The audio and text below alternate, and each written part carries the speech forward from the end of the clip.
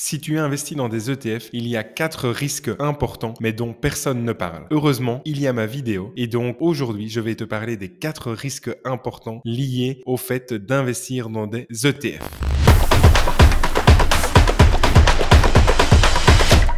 Aujourd'hui, tout le monde nous parle des ETF comme le Graal. Les ETF, c'est quoi? C'est un Exchange Traded Fund qui a pour objectif de répliquer la performance d'un indice boursier puisque la majorité des ETF sont des ETF dits passifs. D'ailleurs, on voit aux États-Unis sur l'illustration avec les chiffres de fin 2023 que la taille des fonds d'investissement passifs a surpassé la taille des fonds d'investissement actifs. Au niveau du monde, plus de 40% est investi dans des fonds passifs et il y a plus de 9000 ETF dans le monde. Tout le monde parle des ETF comme effectivement la solution au miracle pour investir en bourse. Mais dans cette vidéo, j'ai envie de te partager 4 risques importants liés au fait d'investir dans des ETF.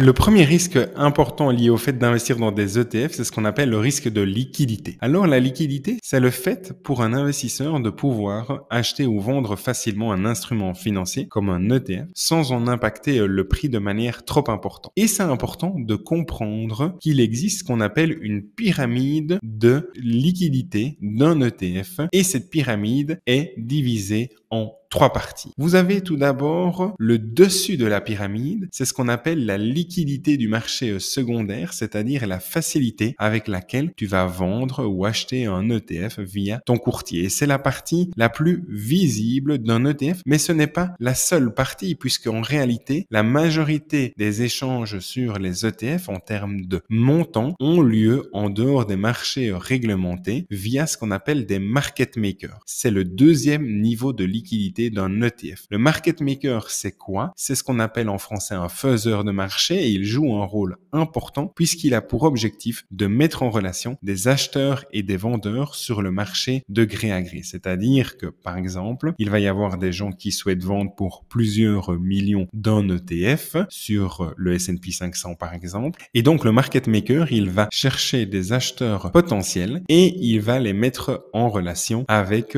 les vendeurs et l'opération va se faire en dehors du marché réglementé, donc en dehors de la bourse d'Amsterdam, en dehors de la bourse de Paris, en dehors de la bourse de Francfort ou encore en dehors de la bourse de Londres. Donc c'est vraiment des opérations qui ont lieu de gré à gré, c'est-à-dire entre différents intermédiaires, entre un acheteur et un vendeur mis en relation par ce qu'on appelle un faiseur de marché, mais pas via le marché réglementé. Et le troisième niveau de liquidité d'un ETF, c'est ce qu'on appelle le marché primaire. Si par exemple je souhaite acheter pour 50 millions d'un ETF qui suit le S&P 500, il y a probablement pas assez de liquidité sur le marché secondaire et le market maker n'est probablement pas capable de trouver des acheteurs pour un montant de 50 millions d'euros. Et donc à ce moment-là, je schématise, mais c'est l'idée, moi je vais passer un ordre via mon institution financière et puis cette institution financière va se mettre en relation avec le gestionnaire de l'ETF qui va émettre de nouvelles parts. C'est ce qu'on appelle le marché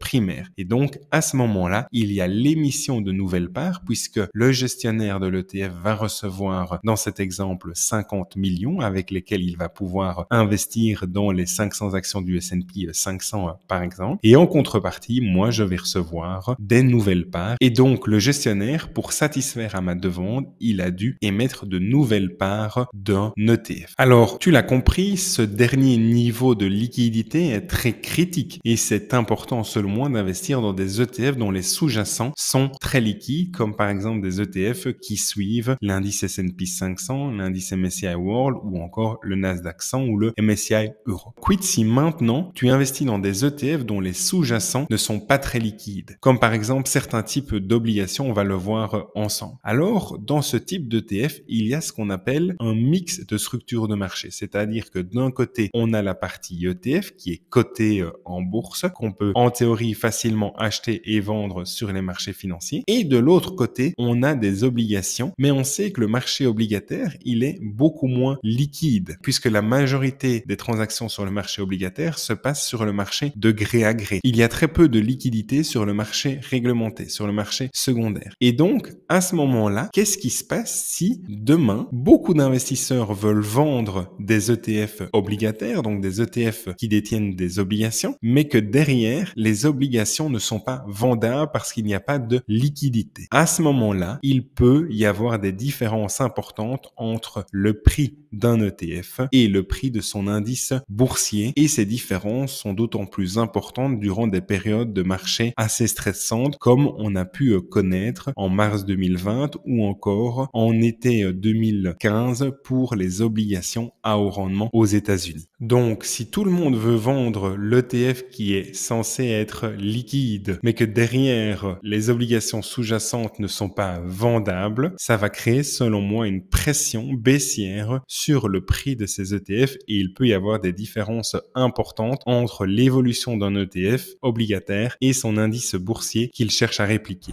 C'est ce qu'on a pu observer, par exemple, sur certains types d'ETF, comme cet ETF-là, qui investit dans des obligations et dans des obligations dont les sociétés sont très risquées derrière. Donc, si on regarde un petit peu les performances depuis le début, qu'est-ce qu'on peut observer? On peut voir, durant des périodes de stress importants, on peut voir une différence importante, et donc, depuis le lancement de cet ETF-là, l'indice obligataire a gagné plus de 56%, alors que l'ETF a une performance de 48%. Donc, c'est important de se rendre compte qu'il peut y avoir des différences importantes entre le prix d'un ETF obligataire et le prix de son indice obligataire, notamment à cause de ce risque de liquidité. C'est la raison pour laquelle, si tu souhaites investir dans des ETF obligataires, essaye d'investir dans des ETF obligataires dont les sous-jacents sont plus liquides, notamment les obligations d'entreprise à haut rendement, ce qu'on appelle le high yield. Ce sont des obligations qui sont généralement beaucoup moins liquides que certains types d'obligations comme l'État américain ou comme des obligations de grands États européens.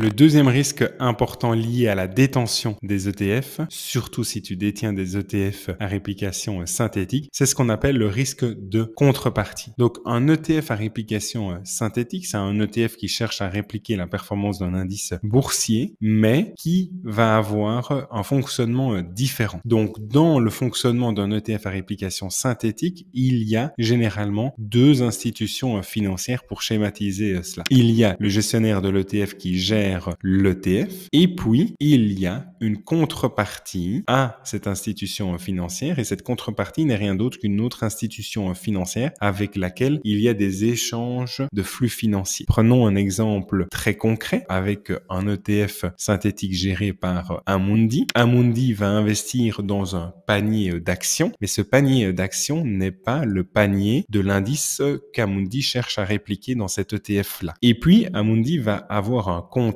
avec, par exemple, BNP Paribas, et dans ce contrat-là, ils se mettent d'accord pour échanger des flux financiers. BNP Paribas souhaite avoir la performance du panier d'actions dans lequel Amundi investit, et Amundi souhaite avoir la performance d'un indice boursier. Et donc, si par exemple l'indice boursier a une performance de 2% et que le panier dans lequel Amundi investit a une performance de 1,5%, à ce moment-là, BNP Paribas va devoir fournir 0,5% à Amundi pour compenser le fait qu'Amundi n'a pas eu la performance de l'indice boursier. Et c'est la même chose dans l'autre sens. Si la performance de l'indice est de 0,5% et que celle du portefeuille détenu par Amundi est de 1,5%, à ce moment-là, c'est Amundi qui va devoir payer la différence de performance, dans ce cas-ci 1%, à BNP Paribas, comme tu peux le voir sur l'illustration. Alors si maintenant on prend un exemple avec un ETF synthétique géré par Amundi, le Amundi PEA S&P 500 ESG UCITS ETF, et que je vais voir un petit peu plus loin, on voit quoi? Les 10 composants de l'indice avec Microsoft, Apple, Nvidia, Amazon, Google, Eli, JP Morgan, Tesla, etc. Donc Amundi va essayer d'avoir la performance de l'indice S&P 500 ESG. Mais si je clique à droite, je vois quoi? 10 principales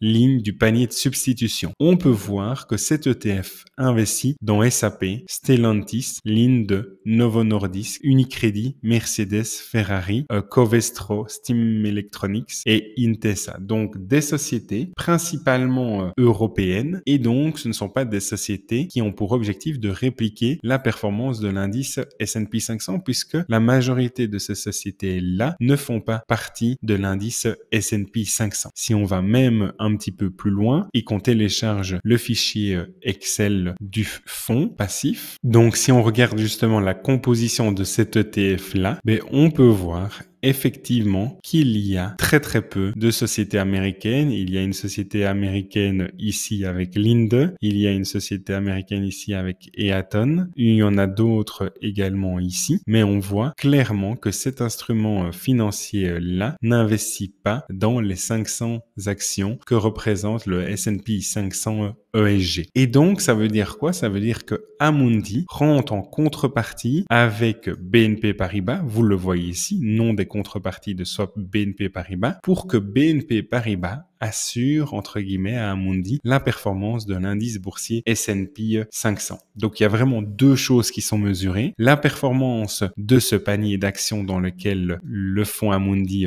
investit, et puis la performance de l'indice boursier. Et comme on l'a vu précédemment sur le schéma, s'il y a des différences dans un sens ou dans un autre, il y a une compensation qui est faite de manière journalière. Alors, oui, pour moi, l'ETF synthétique représente des risques spécifiques et j'en vois deux. Premièrement, le risque de contrepartie. Quid si demain BNP Paribas fait faillite? Heureusement, ce risque-là est limité à 10% du portefeuille puisque la proportion que peut avoir un contrat swap au sein d'un portefeuille est de maximum 10% de la valeur du fonds d'investissement grâce justement à la régulation UCITS qui a été mise en place il y a plus de 10 ans pour les investisseurs européens. Et puis l'autre risque important qui est un risque plutôt opérationnel, c'est quoi? C'est que la valeur de l'ETF s'éloigne trop de la valeur de l'indice que l'ETF cherche à répliquer si par exemple la contrepartie au swap décide d'arrêter la collaboration avec Amundi. Et donc, bien entendu, il y a une réconciliation qui est faite tous les jours pour coller au mieux à la performance de l'indice, mais c'est important de se rendre compte de ce risque spécifique-là. Et donc, si BNP Paribas veut à faire faillite, il y a potentiellement 10% de cet ETF-là géré par Amundi qui est à risque. Alors, on a vu ensemble les deux premiers risques, le risque de liquidité et le risque de contrepartie. Avant de voir les deux risques suivants, n'hésite pas à t'abonner si tu aimes mon contenu, ça m'aide à faire grandir la chaîne et tu peux également activer la cloche pour être notifié à chaque nouvelle vidéo. Un immense merci pour ta confiance et pour ton soutien dans ma mission liée à l'éducation financière en euro-francophone.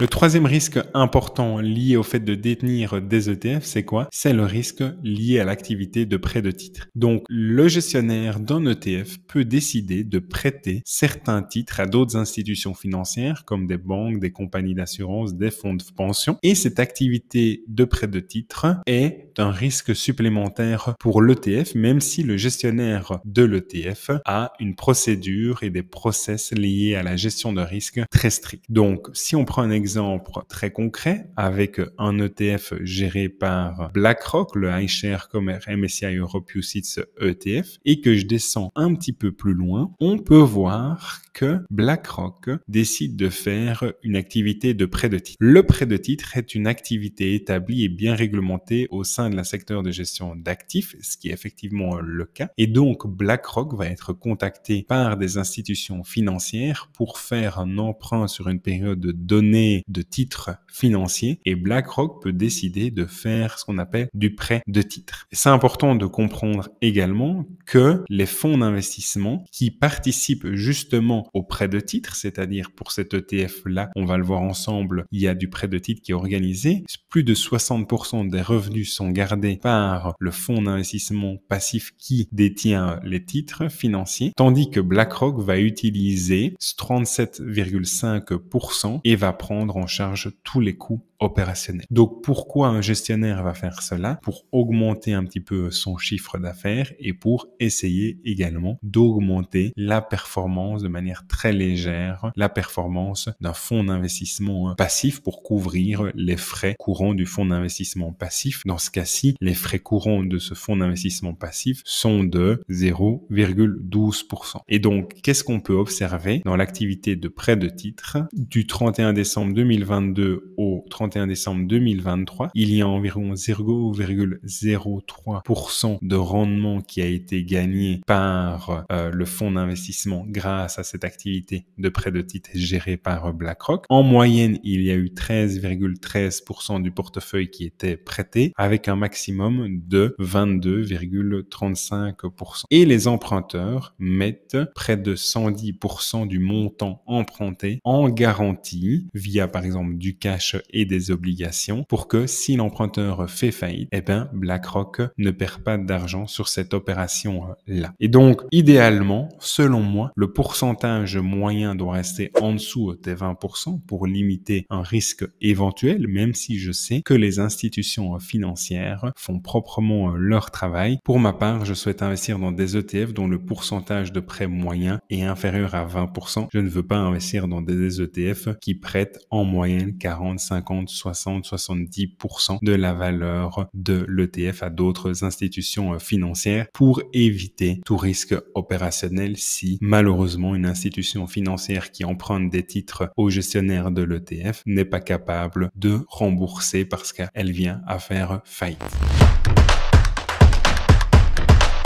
Le quatrième et dernier risque important, c'est quoi? C'est le risque émotionnel. Énormément d'études ont montré que les investisseurs perdent en moyenne 3 à 4% à cause de leurs émotions. D'ailleurs, j'aime montrer cette illustration qui montre la différence entre le rendement d'un investissement et le rendement de l'investisseur. Il y a un gap important. Pourquoi? Simplement expliquer à cause des émotions, puisque les émotions, c'est la principale cause de sous-performance en bourse. Et je vois malheureusement de plus en plus d'investisseurs qui utilisent des fonds d'investissement passifs sous la forme d'ETF via Trade Republic ou d'autres courtiers et qui ont une stratégie d'achat et de vente. Donc ils décident d'acheter des ETF et puis quelques semaines, quelques mois après d'en revendre et donc ils deviennent investisseurs actifs guidés par leurs émotions. Donc moi maintenant j'ai envie de te partager 4 conseils importants pour limiter les risques liés à des ETF. Premièrement, choisis des ETF dont les sous-jacents sont très liquides. Deuxièmement, n'investis pas dans des ETF synthétiques pour limiter le risque de contrepartie. Troisièmement, vérifie l'activité de prêt de titre de ton ETF et vérifie que ça soit maximum 20%. Et enfin, essaye